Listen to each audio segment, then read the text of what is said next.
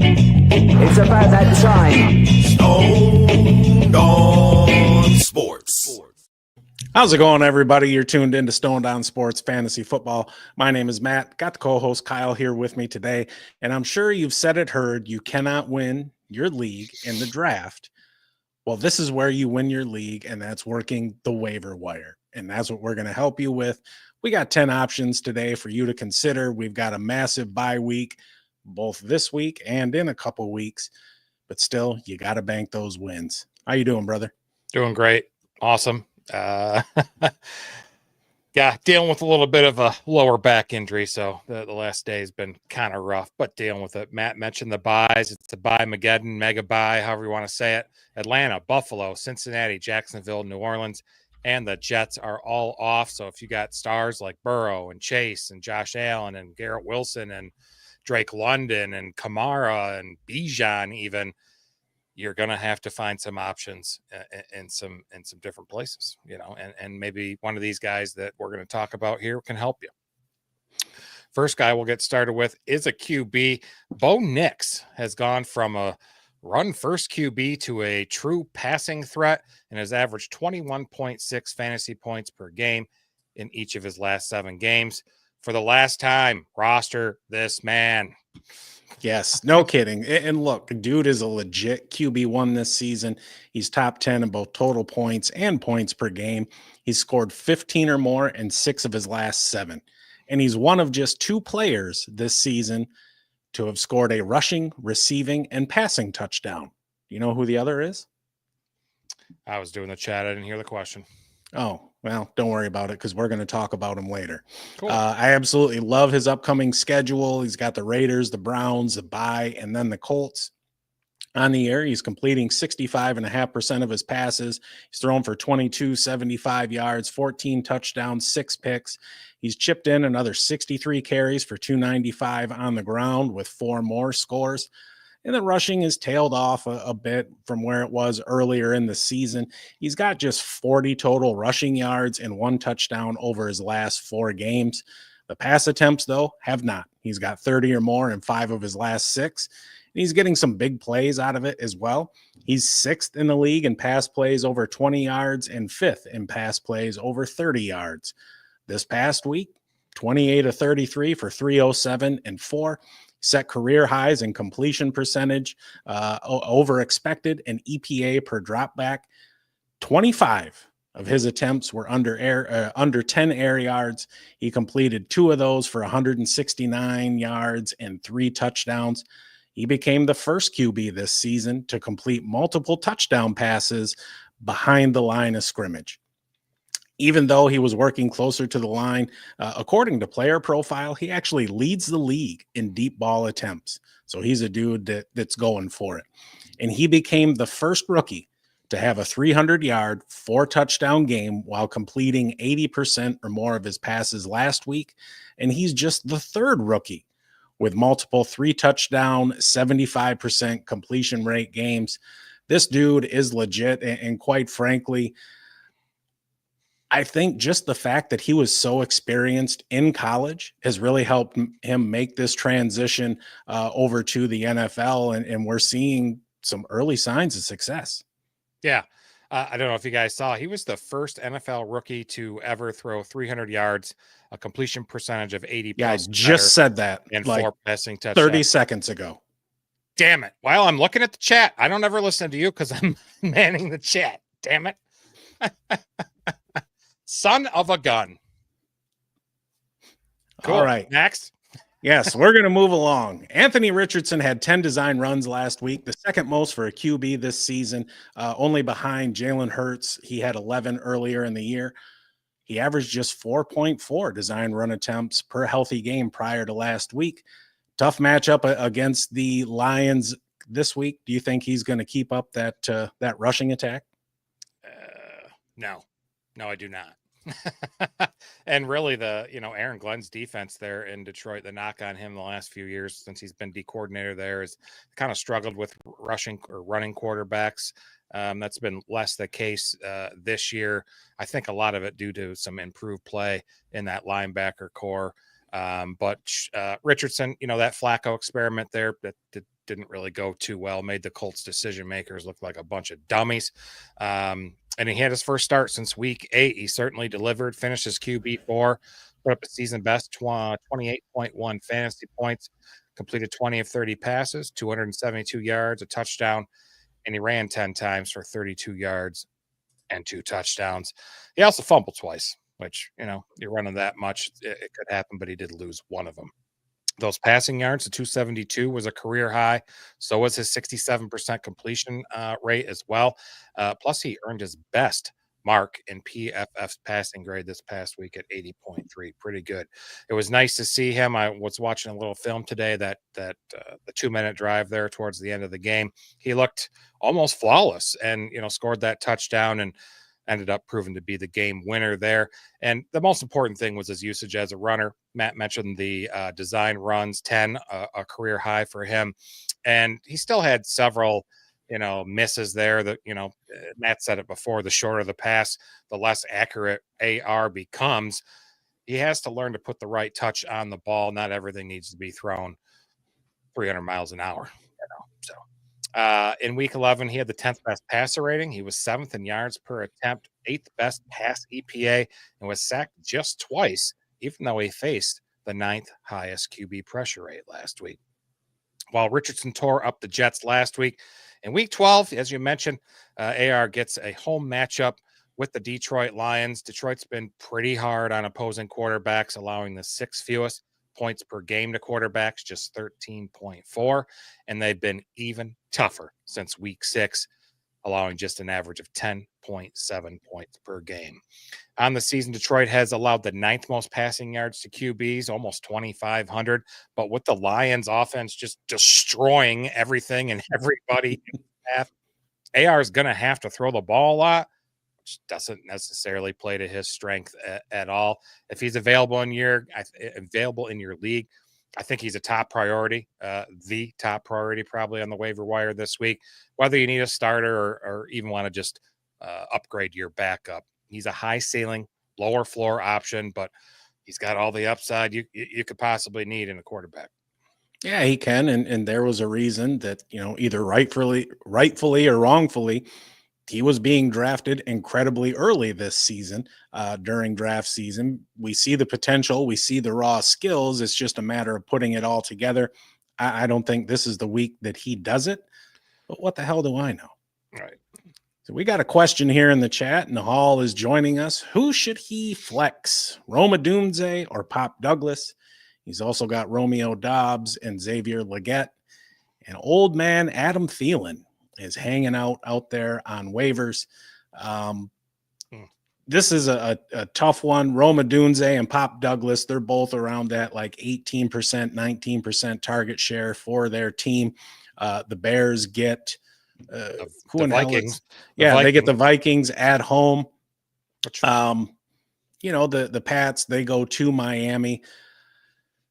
I think you're definitely seeing a more simplified offense there in Chicago. I don't want to say Caleb Williams was in over his head, but they weren't putting him in the best position to win. I saw a ton of definitely a lot more short, quick passes this last week than I have any week so far with that OC change done last week. He looked a little better. He did. I mean, the bar was pretty damn low, though, right? This is true. That's true. Pop Douglas, New England isn't really a high volume pass offense, but, we've seen throughout the season that Drake May and Pop Douglas got a little bit of a connection there. So I certainly understand the appeal in that. Romeo Doubs, good luck predicting when he's going to have a good week, right? Or really for any Green Bay receiver. Xavier Legette had that little run earlier, but they've got a tough matchup going against the Chiefs. Still, I imagine they're going to be in a negative gain script, going to have to throw quite a bit. So that does make Legette kind of intriguing. Adam Thielen, I don't really have a whole lot of interest in. Talking this through, I think out of those four, I would probably lean Pop Douglas. After that, I would say, Douglas, Odunze, Legette, and then Doubs, just because the target volume in Green Bay is so unpredictable. It is. Yeah. You never know which receiver there is going to be that week's star. Good luck, Nihal. Heck yeah. What do we got next here? Few running backs here. First is so the Cardinals running back James Conner has never played a full season, and Trey Benson is still widely available as a premium backup. What can you tell us about him, Matt? Well, he's really a premium handcuff, right? You said it best. James Conner hasn't played a full year before, and Trey Benson, even though Conner is still in there, he's been more involved lately. His last 2 games are over a 25% snap share for the first time all season. He had a career high 12 touches for 87 scrimmage yards in week 10 versus the Jets. They were on bye last week.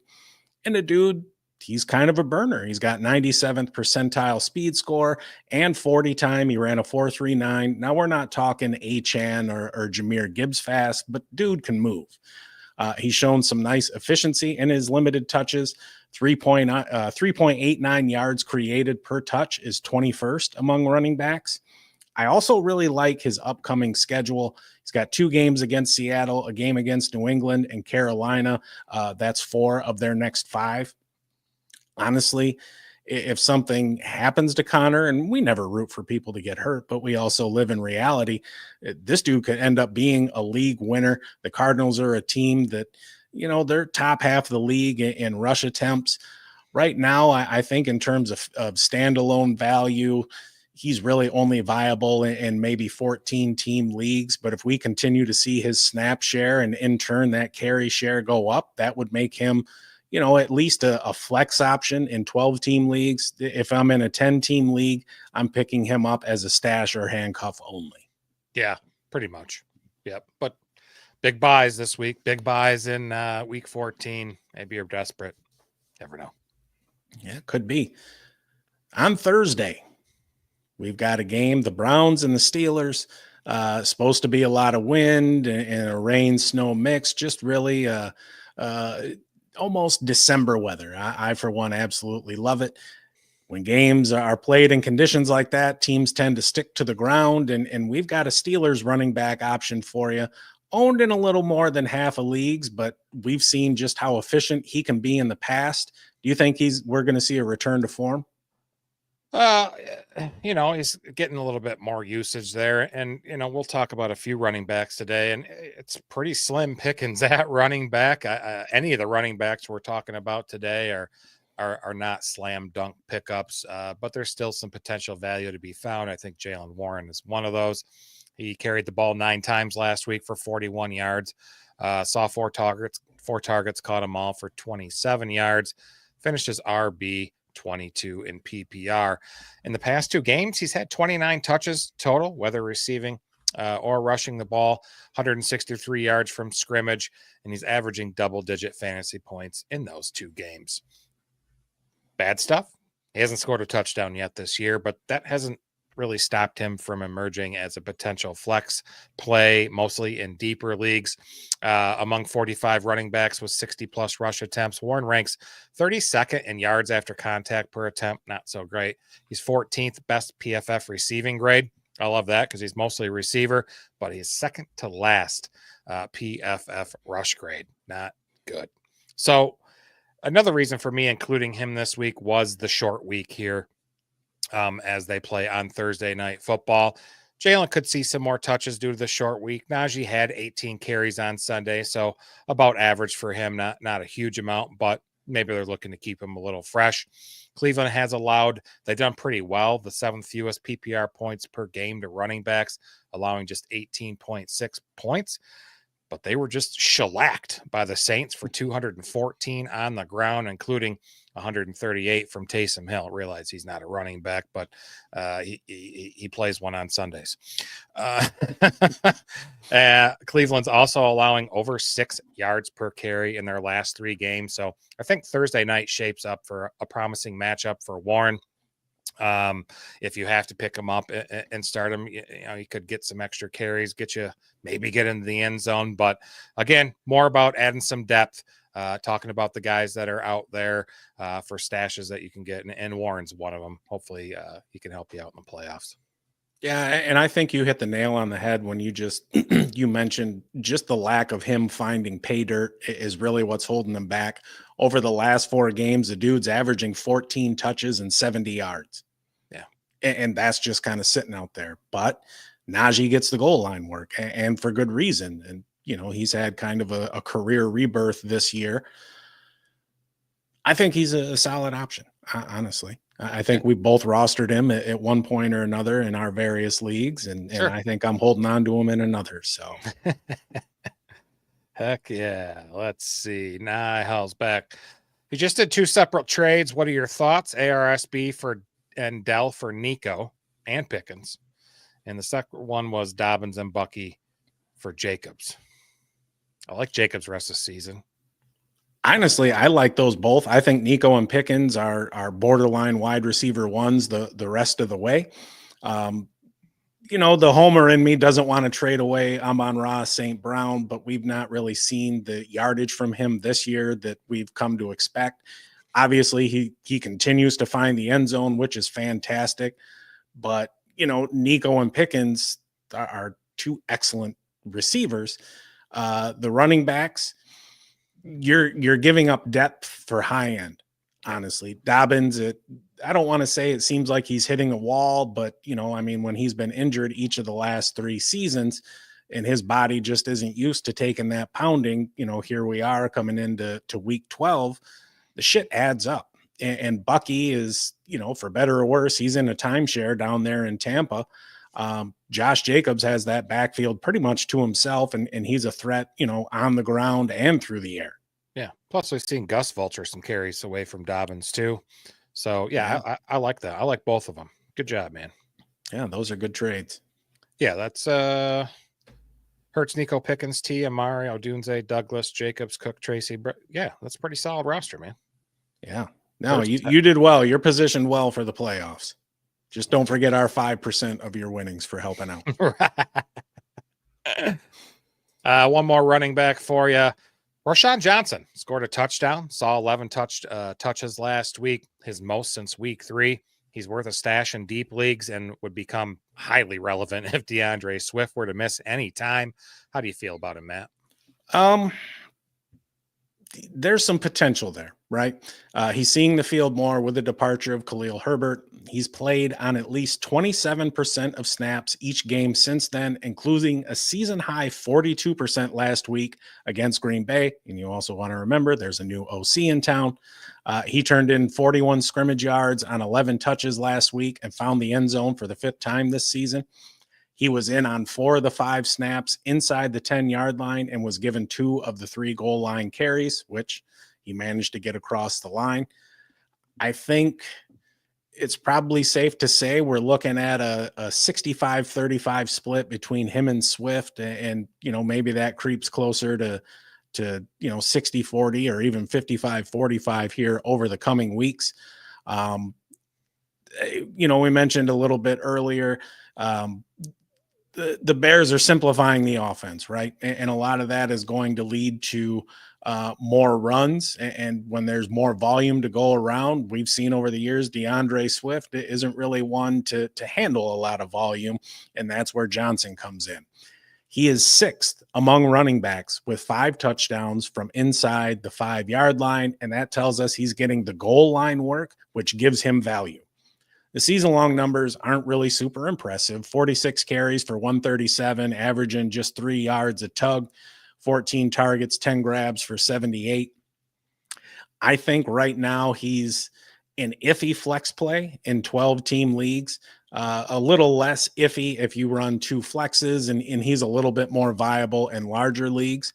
I think he is a fantastic handcuff in the event that DeAndre Swift goes down. But right now he's more of a back of the bench, start him if you have to, but he's not an every week kind of player you can count on yet. Yeah. The touches are, most of the touches are going to go to Swift, and he'll bide his time. He will. All right, so that's 3 running backs. Now we got some receivers for you. First one, no stranger to this show. It seems like he'll go off and then you don't hear shit from him for a while and then he'll go off again. And the circumstances of him going off are not the most sustainable, but it is what it is. Kyle, why don't you talk to us about Quentin Johnston? Yeah. Third straight game with a touchdown. This past week, he had 8 targets. He only caught 2 of them for 48 yards. Got that touchdown.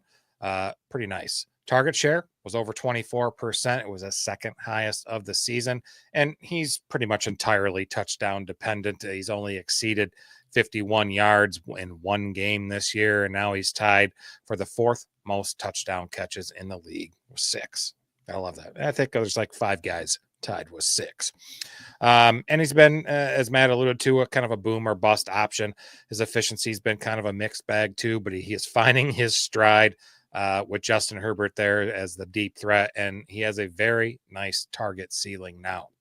Among the 77 wide receivers with 35 plus targets, he ranks 9th in yards per reception. He's 21st in route participation, 7th in yak per reception at 7.4, and he's also 7th in ADOT at 15 flat, and the 4th best passer rating when targeted. Justin Herbert has a lot of faith in him.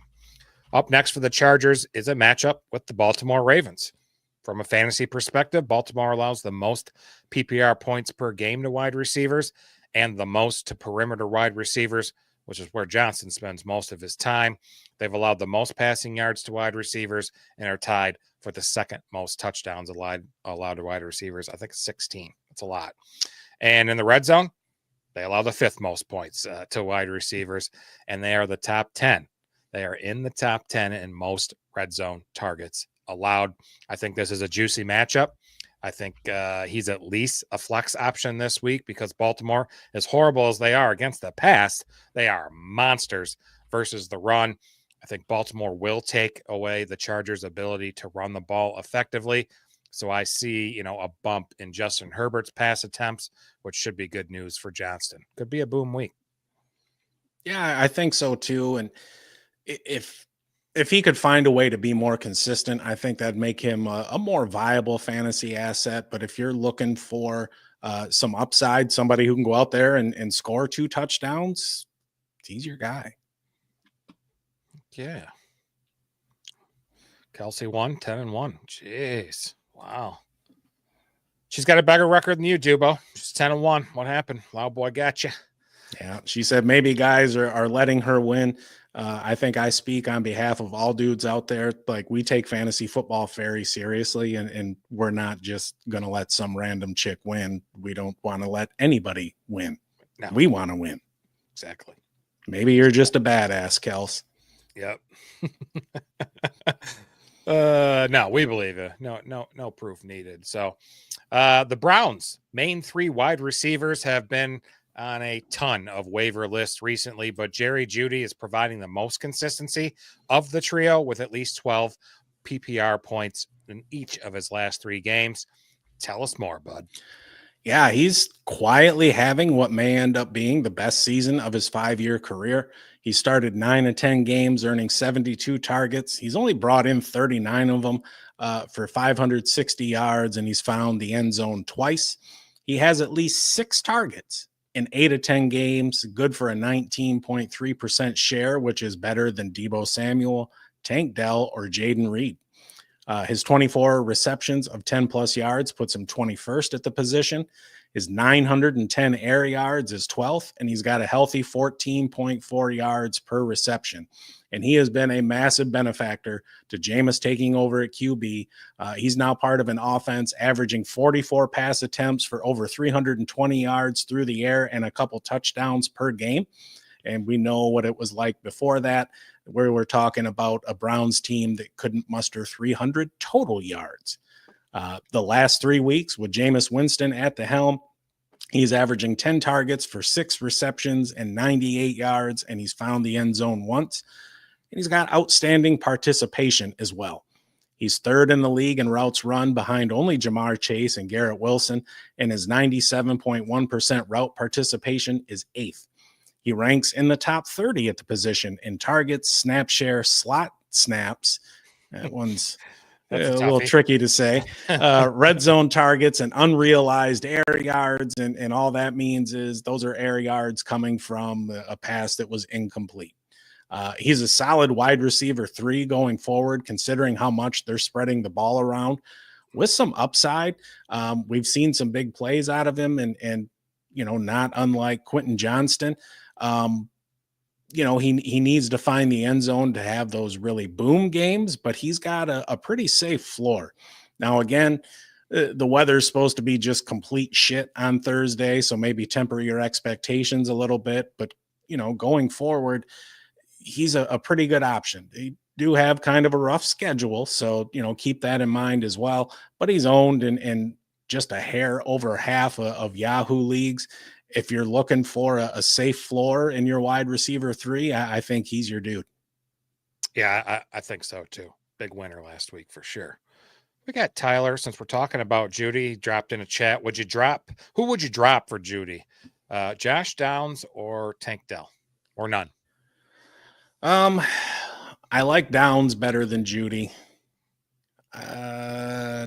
Him and Tank Dell, I think, are pretty equal, honestly. Yeah. I think Jeudy has a little bit safer floor. I think Tank Dell can present some more upside.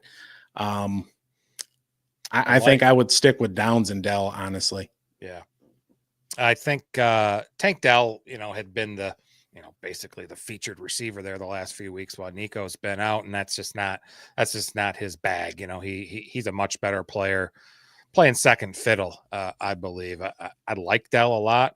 That's a toughie. It's tough because you don't know if it's going to be Elijah Moore this week. Is it going to be Jeudy? Is it going to be Tillman? Is it going to be Njoku? A lot of mouths to feed there for Winston. Next up, what do we got? Oh, where are we at? Oh, we got another wide receiver for you. Oh, hold on. Star. Oh. Got some questions in here. Kelsey, Margot Robbie or Sydney Sweeney this week? Wow. I'm going Sydney Sweeney. That's an easy one for me. She's got some very comfortable looking pillows. And Blue Yays. Which side of this trade would you prefer? Hurts and Reed or Baker and Marvin Harrison? Ooh. Hurts has been having a great year. Great. He is. So is Baker. Honestly, yeah. Andy's getting Mike Evans back. But MHJ has been kind of a disappointment, and we haven't really seen a whole lot from Reed over the last several weeks, at least compared to what he was doing earlier in the season. We ain't seen shit from MHJ, though. I'm going to take the Hurts and Reed side. I think that's the safer side. I agree. A lot more rushing upside with Hurts than Baker. Of course, Baker will run. He has run. So. Well, I mean, there's a lot more passing upside with Baker. So yeah, that's true. Next, Blue Chew. Jesus. All right. Enough about these Green Bay receivers. Well, no, because we got one more. And this is a dude who, if you want 7 awesome games out of him, you got to start him for 17 games. Kyle, talk to us about Christian Watson. Sure. As soon as I fix his roster percentage, what definitely wasn't 4. He had a nice Sunday. Caught all 4 of his targets, 150 yards. It was he tied his season high in receptions and a career high in those receiving yards. But unfortunately, that he hasn't scored a touchdown in 4 weeks. He finished second in wide receiver snaps on the team, saw 23.5% target share, 93.8 route participation. It was his second highest route rate of the year. And coincidentally, Dontavian Wicks saw his second lowest route rate of the year. I think Watson is kind of phasing Wicks out of the offense a bit there. Watson has either led or tied the team in targets among all the Green Bay wide receivers in each of the last 3 games. And it's crowded there in that wide receiver room with Watson, Romeo Doubs, Jaden Reed, the aforementioned Dontavian Wicks. Those first three are all getting significant snaps and running a high percentage of routes. And you know the volatility of that room as well, and how the Packers will deploy receivers depending on, what coverages they're facing, which is fucking maddening for fantasy. So I'm including Watson here with a big ass grain of salt. Out of the 90 receivers with 30-plus target, Watson ranks 27th in PFF grade. He is 16th in yards per route run. Totally shocked when I saw that. He's better than Terry McLaurin, Zay Flowers, CeeDee Lamb, Drake London, and DK Metcalf. He's also third in yards per reception and third in ADOT, and he has the third best PFF contested catch rate. He saw 10 targets that were contested by a defender, caught 8 of them. I like it. And it's good to see the Packers getting Watson more involved. He's fully healthy now, but we'll need to see if this continues moving forward, right? But favorable rest of season schedule there for the Green Bay wide receivers. I think he's worth adding, if only to see, how that role continues to develop in the future. Oh, sorry. Somebody said something nasty in the chat. Great. I can't wait to see what it is. All right. So we got another question here. Who are you starting as James Bond this week? Tom Hardy, Henry Cavill, or Eddie Redmayne? Hardy, dude. I love Tom Hardy. Only because he was excellent in that, one season he was in Peaky Blinders, maybe 2 seasons. Yeah, he was good in that. Yeah. I know who Kelsey would take. I'm going to go with Henry. He was awesome in The Witcher. And he's kind of like into that nerdy shit too, I guess you'd call it. My favorite James Bond is honestly Daniel Craig. I thought he brought something, awesome to the role. He did. I love me some James Bond, honestly. And then, I asked the question, Velveeta or Cheese Whiz, and the most disgusting answer that could be provided was given to us by our dear friend Kelsey. Mix them. That's just no. That's No. gross. That's so bad and so Mix wrong. them with some spicy sausage and some Rotel, and then we're talking. Yeah, I don't know. Just mix them and send me to my grave. All right, quick. We got a couple tight ends. We've talked about these guys recently, but hey, they're doing well, and you should grab them. First guy is Jonnu Smith. The days of Jonnu Smith being an afterthought in this Miami offense are fucking over. He had a breakout game on Sunday, and with the BYE-MAGEDDON this week, Matt, I think he's a solid tight end 2 option versus the Patriots. Do you concur? No, I think he's a tight end 1 option. All right. I mean, the dude is tight end 8 in total points. He's tight end 9 in points per game. Slightly better since week 7, just outside the top 5 with a couple of boom games in there. He's just let me try again. He's one of just 10 tight ends averaging more than 10 points per game in PPR. On the year, 52 targets. He's hauled in 39 for 448 and 3. It's not too bad. He's 8th in yards, 9th in receptions, 13th in air yards, 3rd in yards after the catch, 9th in yards after contact, and his 17% target share ranks 10th at the position. So you can see how he's very solidly there as a back-end tight end 1. He's also 5th with 22 receptions of 10 or more yards. Barring injury, this is going to be the best season of his career in all but the touchdown department. He had 8 touchdowns a few years back. He's averaging a career high 4 grabs a game. He leads all Miami tight ends in snaps. He's averaging a 60% share since week 7, which, considering the rest of their roster, that's not really an accomplishment, but it does help to give the team context. Those snaps have translated into 6 targets, 5 grabs for 62 yards per game, and he scored 3 touchdowns. So he's been producing. He now has as many red zone targets as drops, so it's getting better. Before, he had more drops than red zone targets. He's got 6 or more targets in 5 of 6 games, but he's gone over 50 yards just 3 times. So he does need to find the end zone in order to have a bigger day. Given there's 6 teams on bye this week and some quality tight end options along with him, he has a good chance to continue being a top 10 option at the position and has a decent matchup this week against a Patriots team that's mid-pack against the position. I know there's a lot of people out there who are disappointed that his increased usage, along with Achan's increased usage in the pass game, has really come at the expense of Waddle and to a lesser degree Tyreek Hill. Still, we know what that offense is capable of, right? And if you can get a piece of that offense who is involved at a position that has an incredible lack of depth, I think you'd be smart to do so. I don't necessarily know he's going to repeat what he did last week, going for over 100 yards and finding pay dirt twice, but I think he is a good bet to give you, we'll call it 10 to 14 points in a PPR this week. Yeah, he is just becoming, pretty much a yak monster. 60 of his 100 yards were after the catch last year, and why Tua can't get Tyreek and Waddle going like that. Tyreek had a pretty good game, but Jonnu's pretty good. And I think the Dolphins, they're middle of the road unit versus tight ends. I like him this week. Yeah, he's good. Let's see. Do we like Jonnu over McBride this week? No, I never liked Jonnu over McBride. I mean, Trey McBride's a top 3 option at the position. Yes, and they go against Seattle. I like that matchup. Kelsey says, who's your tight end 1 this week? I went in the chat and just said Kelsey because he's against Carolina, but I'll probably go McBride. Yeah, he's got to be top 3 for sure. Sure. She has Kittle or Otten. Ooh, Kittle. Well, San Francisco gets Green Bay. Cade Otton gets the Giants. You know what? I'm going to go with Cade Otton, but it's close. With Mike Evans back? Yeah.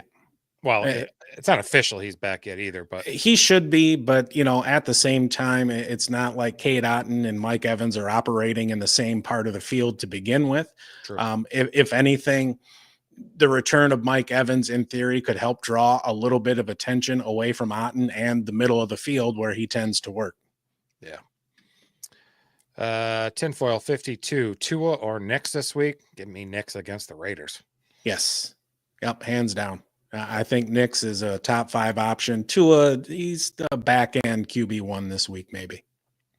And Kelsey's just giving your shit away on your shelf back there.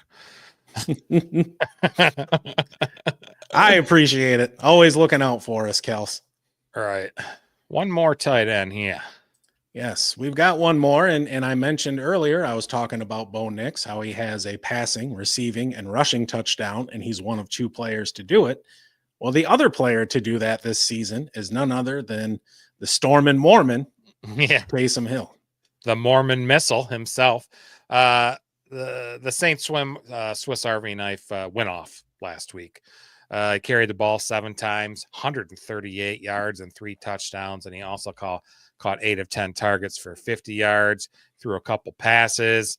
One was intercepted, unfortunately, and he also returned a kickoff for 42 yards. Guy just does everything. He had career highs in rushing yards, rushing touchdowns, receptions, and targets. He now has 6 rushing touchdowns on the season, just 2 shy of his career high. He finished his tight end 1 last week with 42.5 PPR points. That's crazy. He was fucking blasted from tight end 30 through week 10. He's all the way to tight end 12 on the year now. What a way. You score 42.5 points, you can shoot up 18 spots. I love it. He's also scored at least 16 points in 2 of his last 3 games. Of all the qualified rushers out there, both QBs and running backs, Jalen Hurts, this is just a comp, Jalen Hurts' rushing success rate is at 60.2. It's the best, according to NFL Pro.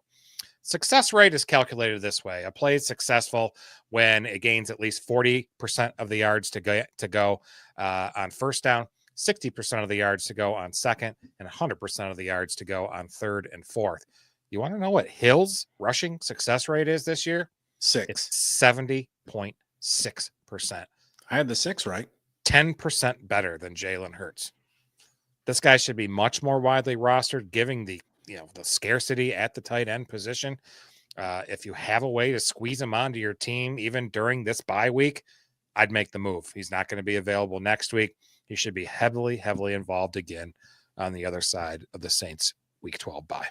Shit, he should be heavily involved going forward with just all the injuries that they've dealt with there to their receiving core. And And the nice thing about him compared to other tight ends, and you talked about it at length, he doesn't have to get targets to be involved. No. He'll get the rush attempts. He gets the goal line work at times, out of the Wildcat. He's a damn good option.